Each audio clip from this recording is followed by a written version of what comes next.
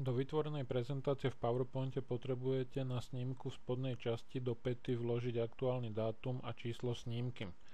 Najjednoduchšie a najefektívnejšie to spravíte cez záložku Vložiť tlačidlom hlavička a peta. V zobrazenom okne si vyberiete, že chcete vložiť dátum a čas, zakliknete ho. V prípade, že dátum sa má vždy aktualizovať, tak necháte za zvolenú možnosť automaticky aktualizovať. Ak má byť dátum pevný, tak by ste zvolili možnosť pevný.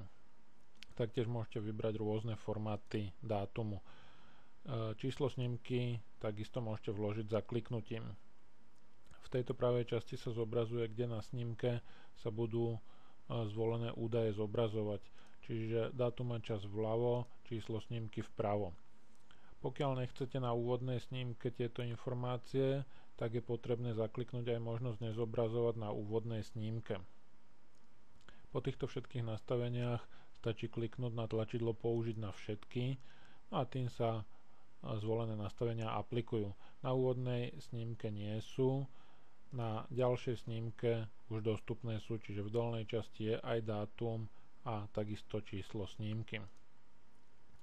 V prípade, že by ste mali označený nejaký textový prvok a použijete tlačidla dátum a čas alebo číslo snímky, tak tieto spravia to, že do textového pola vložia dátum a čas, ktorý vyberáte z takéhoto zobrazeného dialogového okna.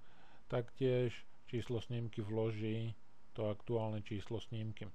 Ak by ste ale nemali označený žiadny zástupný symbol a kliknete na dátum a čas, tak sa zobrazí okno hlavička a peta.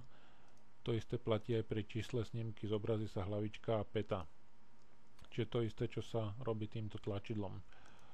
Čo sa týka okna hlavička a peta, tak snímky majú len petu štandardne, no a hlavičku majú len poznámky a podklady, čiže tá sa nastavuje v tejto časti nejakým napísaním vlastného textu.